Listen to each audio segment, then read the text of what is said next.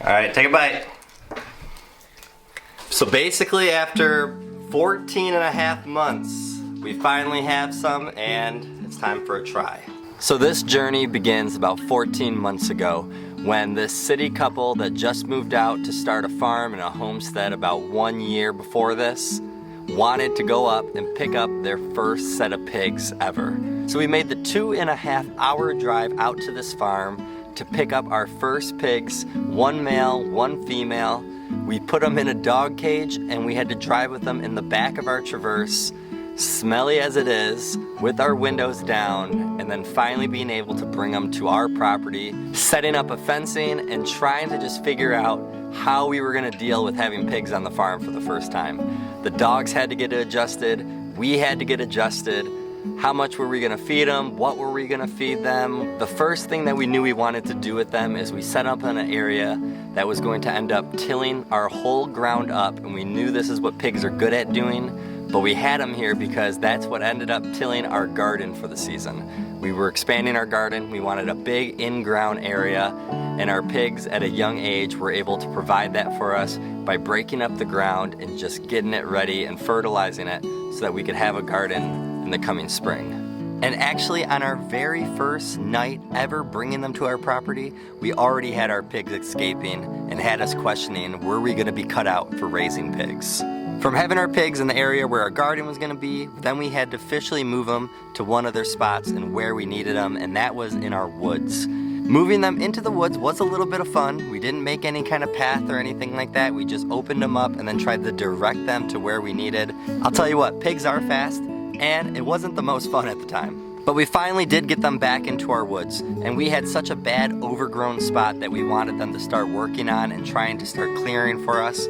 Having them out there kind of as in like forest raised pigs in our woods just looked like that was right. It looked like that's where they were supposed to be, and you could tell how happy they were about having a larger area and also just so much for them to eat on and grow on. And then from there what we did, every couple of months when they would break up all that grass and cause there to be more dirt in the areas they were in, we would then try to move them in a different spot in our woods to open up more land. And that was kind of just like our little rotation. It'd be about 2 to 3 months, move them again to a new area, 2 to 3 months, move them again to a new fresh piece of grass, so that they always had some kind of fresh greens to eat at, and they weren't just stuck in a dirt pile or a mud pile. And we tried our best that we could for these pigs to always do that for them. The thing I was the most surprised about having pigs was how much of a connection I felt like I was actually going to get with them. They ended up just being like big furry dogs, our 2 pigs that we had. And I know that people don't think of pigs as furry, but we have 2 Mangalitsa pigs that have curly hair, and that's how they look, and it actually makes them really good here for Michigan during the winters because it helps keep them warmer. They were very lovable. I was surprised at their temperament.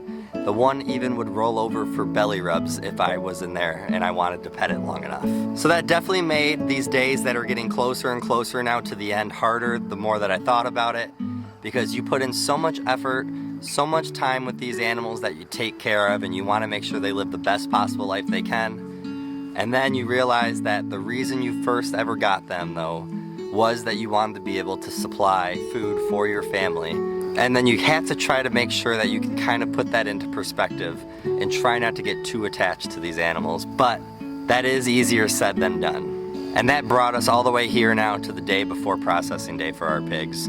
What we got to do now is we got to move them one last time to a fresh piece of ground that brings us a little closer to our property, because we are going to be having a guy come out here and help us process them, which I'm super excited to show you guys and explain why he's coming here.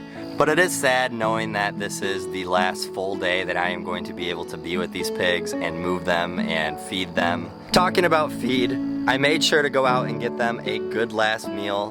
We have 2 pumpkins here, plus their feed that they're gonna be able to eat. And I know they love pumpkins because last time around this time of year, we would give them pumpkins almost every single day. And I'm happy to be able to do that one last time for them. We have our pigs onto their new area, so they get to enjoy a little bit of grass here on the last day and enjoy a new area. They won't have any shelter for tonight, but it'll only be one night, and it's actually supposed to be pretty nice for once here going on, especially being late in October. I'm not gonna spend too much more time out with them right now, and maybe just give them one last pet.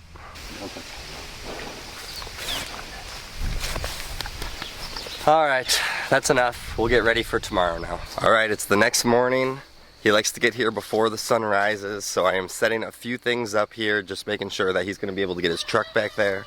And then it's time to get going, so here we go. We hired out somebody local to come here and help us with these pigs, and we cannot thank him enough. The whole process was run super smooth. There was no hiccups, no bumps. We were able to learn and see a lot from him, which I absolutely love. It's one of my favorite things that I've noticed since moving out here is that everyone is so willing to want to teach and help. They just want people to know this information and they want people to start doing it themselves too. And Jason at Northern Path Meatworks is no different. The whole time he was super helpful. Our kids came outside, he answered their questions as well. His setup is amazing, how he can just do this all by himself. He has a truck that he does everything out of. He set this whole truck up and customized it himself so he would be able to do this. It lifts the animals up and helps hang them when they're done. Everything about it was just so cool to see. And the best part about this is like someone like us that has no experience in this and we don't own a livestock trailer, it'd be really hard for us to bring these pigs to a processing place ourselves. So he comes here, does all that work for you, gets them set up, and then he will drive them and bring them to a processor. And then all that is nothing that you need to worry about. And now the next time around, if that's something that we would like to do ourselves, now we have a little more knowledge to it, or we have a little more time to maybe get a livestock trailer. But it's a really good option if it's something that you want to do. So just one more time, a really big shout out to Jason over at Northern Path Meatworks. Don't be afraid to give him a call if that's something that you're interested in, because it helped us out a ton and we really cannot thank him enough. Thank you, Jason. In the next couple days, we're gonna be able to go pick up our meat and you guys will see how much meat we're gonna get back for a hanging weight of 2 pigs that it would total out to be 450 pounds. Before I do that, let me just prove again why chickens are not vegetarians and they will eat meat. Inside here, we have heart and liver from the pigs, and watch how much the chickens are gonna enjoy eating it.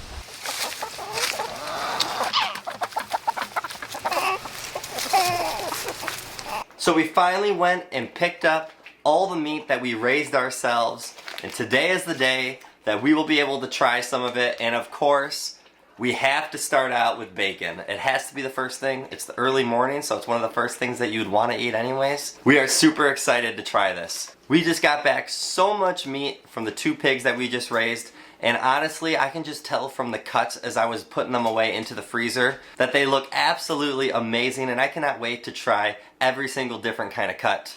Like I said, starting with bacon.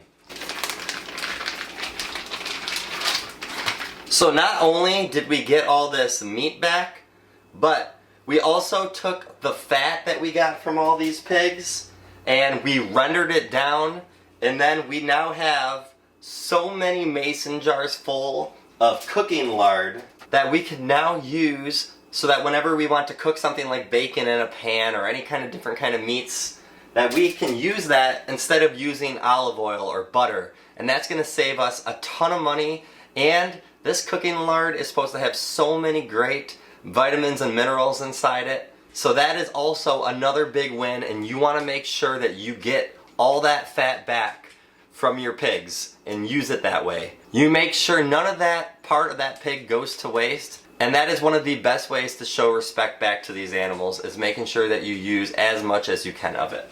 Alright, we're gonna do this in the oven. I know some people like doing it on the stovetop, but the oven's nice and convenient so that we can work on cooking some eggs as these are cooking. And honestly, they turn out to be all evened out and really good. So I'm excited to try this out.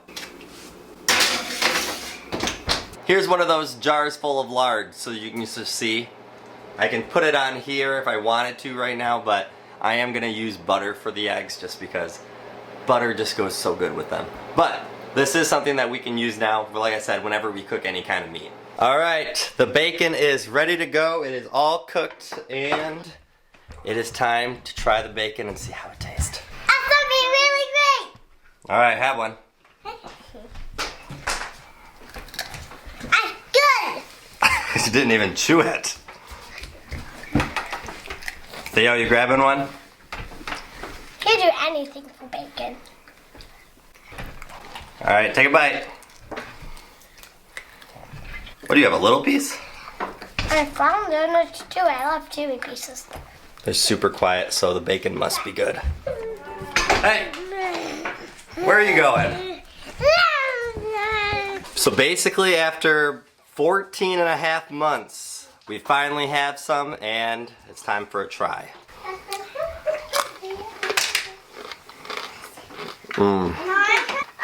It's good. I actually kind of want to get a piece. This piece is a tad crispy. Let me see if I can find one that's not. You say you agree? Uh-huh. She's our chewy bacon person. Everybody else is kind of like they'd rather a little bit crispy.